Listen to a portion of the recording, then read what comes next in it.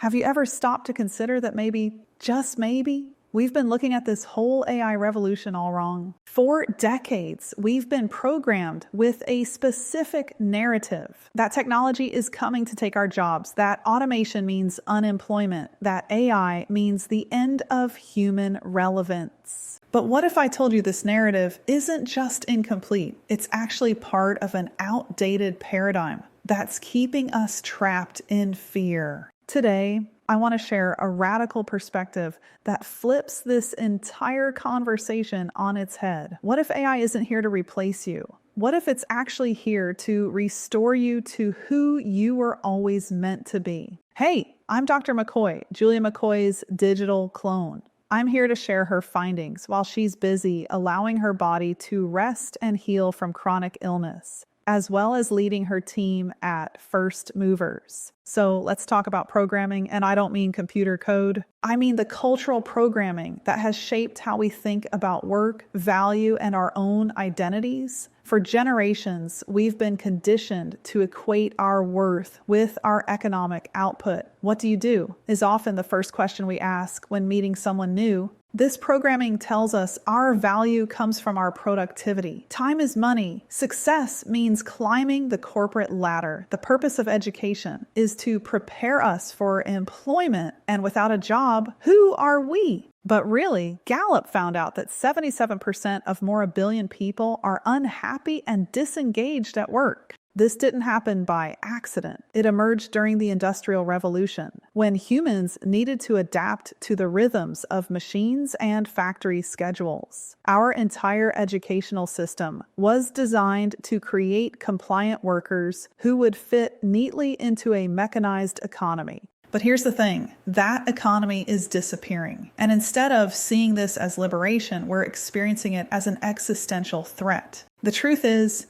we're not just experiencing a technological revolution, we're experiencing a quantum revolution in how reality itself works. In quantum physics, we've discovered that reality isn't the solid, predictable machine we once thought. It's fluid, interconnected, and fundamentally creative. The universe operates more like consciousness than like clockwork. The same shift is happening in our economy and society. The industrial age was about machines replacing our physical labor. That was just the first step. The information age was about computers augmenting our mental capabilities. But this new quantum age we're entering, it's about technology freeing our creative consciousness. Think about it. For most of human history, 99% of people spent 99% of their time producing basic necessities: food, shelter, clothing. Now, a tiny fraction of us can produce enough for everyone. That's not a disaster. That's an accomplishment. AI isn't taking our jobs, it's taking our limitations. So what does it mean to be restored?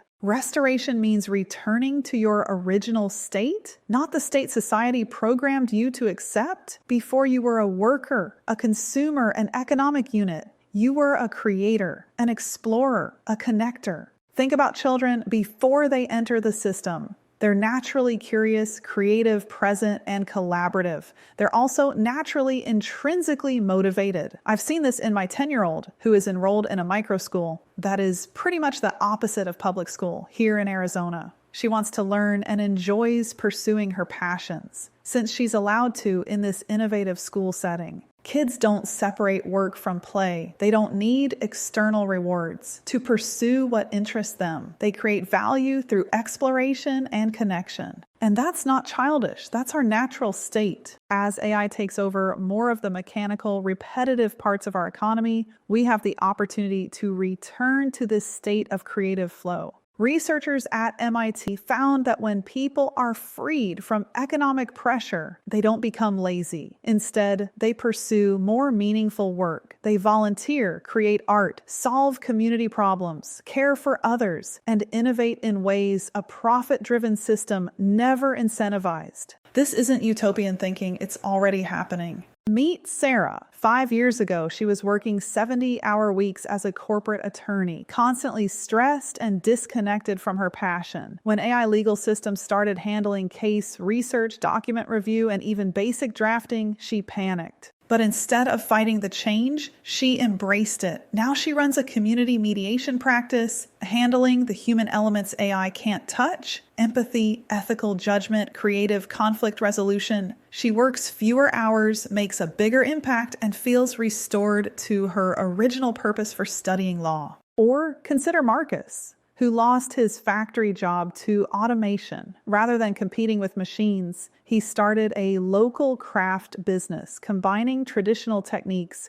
with AI-designed patterns. His products have a human touch machines can't replicate, and his customers value the story and connection behind each piece. These are the reality pioneers, people who aren't just adapting to the new economy, but helping to create it by returning to their authentic human capabilities. The future doesn't belong to those who can outcompete AI. It belongs to those who can complement it by embracing what makes us uniquely human: creativity, compassion, connection, consciousness, and meaning-making. We've been programmed to fear the end of work, to panic at the thought of machines taking our jobs, to define ourselves by our economic output. But that programming itself was the real prison. AI isn't here to replace you. It's here to restore you. It's here to take over the mechanical so you can reclaim the magical, the uniquely human capacity to create, connect, and find meaning beyond economic production. The question isn't whether you'll have a job in the future. The question is, when the machines have freed you from having to work just to survive, who will you choose to become? It's time to remember who you really are. If this perspective resonated with you, hit subscribe for more explorations of how we can thrive in this quantum revolution. Share your thoughts in the comments. How are you reclaiming your creativity in the age of AI? Until next time, remember, the future belongs to those who create it. See you down the next rabbit hole.